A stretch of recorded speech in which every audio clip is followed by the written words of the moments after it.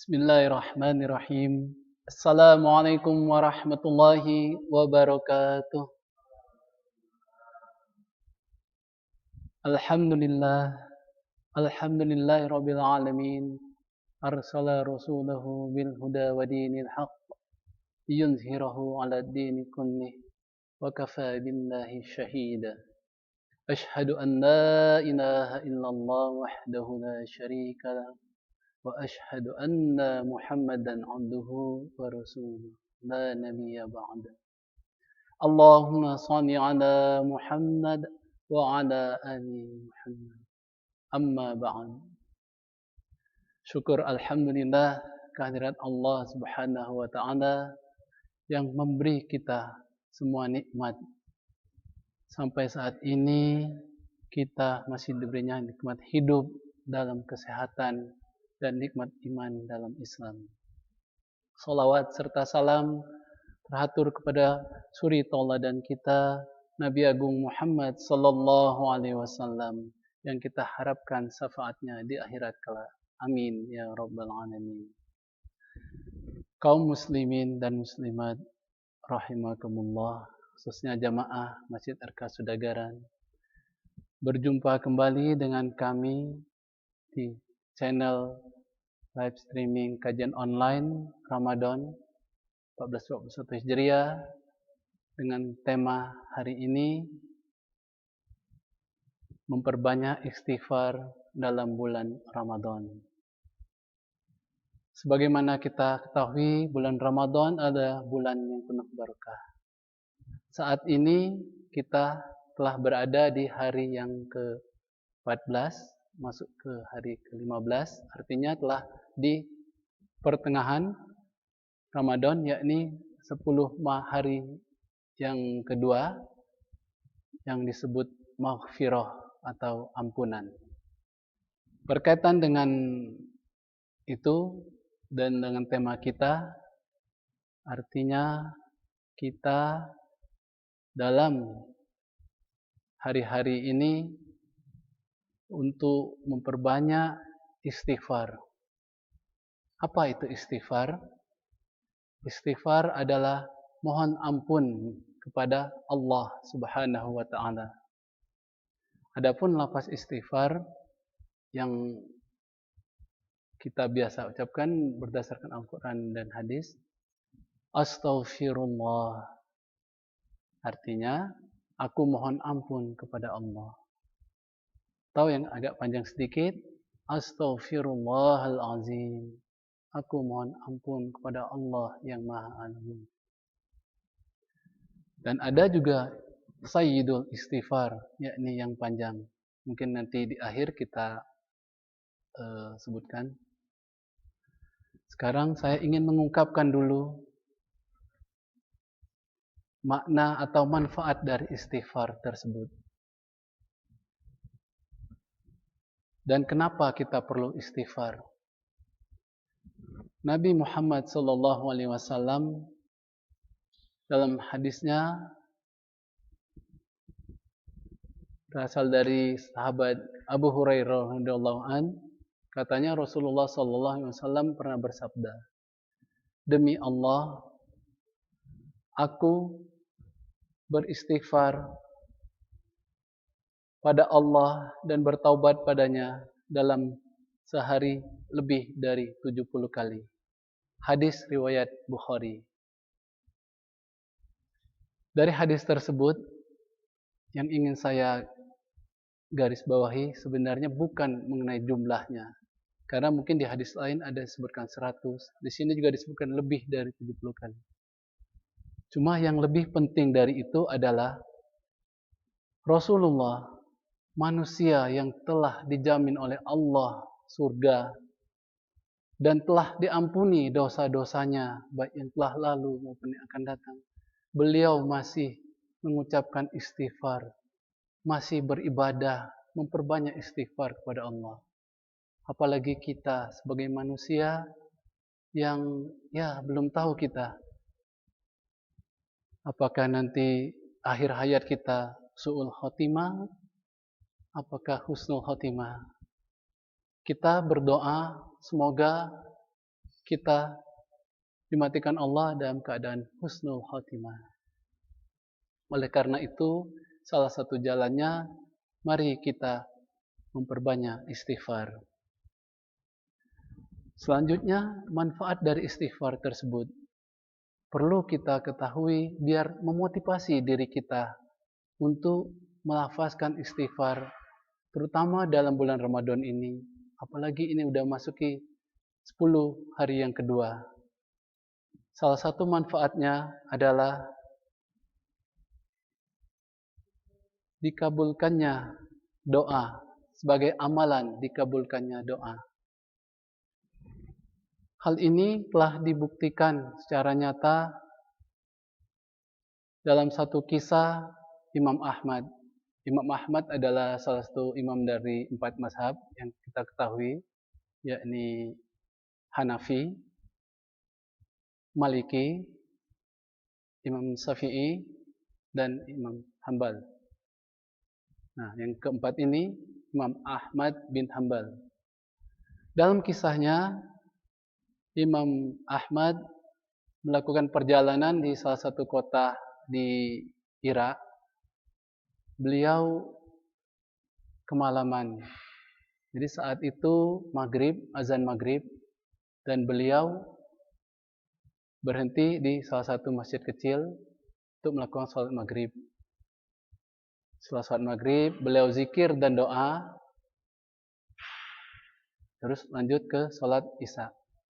Namun karena orang-orang di masjid tersebut tidak mengetahui beliau, karena saat itu keterbatasan teknologi, jadi walaupun selevel Imam Ahmad, tidak ada yang mengetahui beliau saat itu.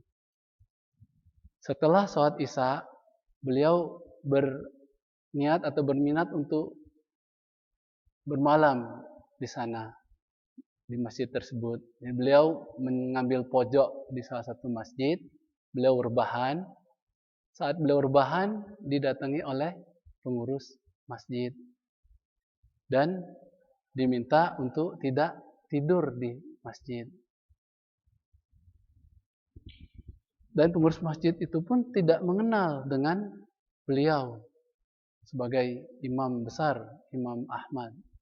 Sehingga sang imam keluar ke teras masjid. Namun di teras pun masih tidak dibolehkan oleh pengurus masjid sampai diseret keluar ke jalan. Imam Ahmad tidak mengatakan apa-apa, dan di jalan ada lewat seorang tukang roti. Melihat kejadian seperti itu, sang penjual roti mengajak sang Imam Ahmad untuk bermalam di rumahnya. Sampai di rumah sang pembuat roti, sang Imam Ahmad dipersilakan untuk langsung istirahat. Dan si penjual roti memulai aktivitas di rumahnya dengan mengadon roti untuk rotinya yang dijual besok hari. Sang imam tidak langsung tidur, tapi beliau mengamati gerak-gerik dari si penjual roti. Dan ada yang menarik menurut sang imam, karena dari awal beliau masuk sampai pembuat roti mengadon rotinya itu, si penjual roti selalu mengucapkan istighfar. Selalu berzikir dan istighfar. Sehingga Imam Ahmad tergelitik untuk bertanya kepada si penjual roti. Saya dengar dari tadi Anda melafazkan istighfar. Memang ada bedanya buat roti dengan istighfar dengan biasa. Ada manfaatnya. Ada yang Anda rasakan. Tanya sang imam. Dan si penjual roti mengatakan, ya, katanya. Sejak saya merutinkan membaca istighfar, semua doa saya dikabulkan oleh Allah. Kecuali satu doa yang belum terkabul. Sang imam bertanya, Apa itu? Kata sang imam. Saya ingin sekali bertemu dengan ulama besar, Imam Ahmad bin Hambal, kata si penjual roti. Sang imam pun langsung melafazkan takbir. Allahu Akbar. Doa kamu telah terkabul. Si penjual roti keheranan. Apa maksud Bapak? Bagaimana caranya saya ketemu sang imam? Akhirnya sang imam Ahmad mengatakan bahwa beliau adalah Imam Ahmad bin Hambal. Jadi begitu bersyukurnya si penjual roti. Sang Imam Ahmad mengatakan, ternyata kejadian hari ini, saya kemalaman di kota ini, sholat di masjid ini, dan ketemu kamu diajak ke rumah. Ternyata ini hanya merupakan cara Allah untuk mengabulkan doa hambanya yang soleh, yaitu kamu, si penjual roti. Allahu Akbar. Allahu Akbar. Kaum muslimin, muslimat, itu adalah salah satu contoh nyata. Mungkin di dunia ini banyak kejadian kisah-kisah lainnya yang membuktikan kebenaran dari hal tersebut. Selanjutnya, manfaat istighfar selain dari dikabulkannya doa adalah melapangkan rezeki. Dengan dasar dalil Al-Quran surat Nuh ayat 10-12. Rezeki kita manusia juga bisa datang dari jalan yang tidak disangka-sangka. Min hail sula yaktasib. Mungkin bagi kita manusia itu adalah hal yang mustahil untuk dapat rezeki yang tiba-tiba tanpa kita ketahui. Tetapi bagi Allah tidak ada hal yang mustahil. Semuanya bisa terjadi. Tinggal kita memohon kepada Sang Maha Kuasa. Selanjutnya manfaat istighfar yang ketiga, mengusir kesedihan dan melapangkan kesempitan. Dasarnya sebagaimana hadis yang diriwayatkan oleh Abu Daud, Ibnu Majah, Al-Baihaqi dan Tabrani.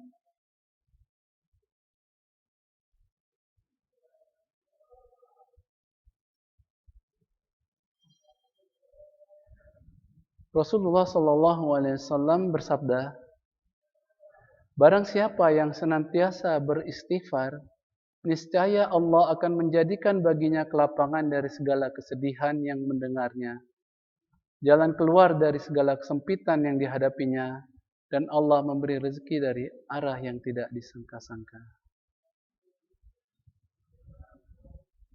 Manfaat yang ketiga, dicintai oleh Allah. Tolong Bapak-bapak, ibu-ibu jamaah Masjid Saudaraan, kalau bisa dibuka Al-Qur'annya dalam Al-Qur'an surat Al-Baqarah ayat 222. Selanjutnya juga manfaat yang kelima, dosa akan terampuni.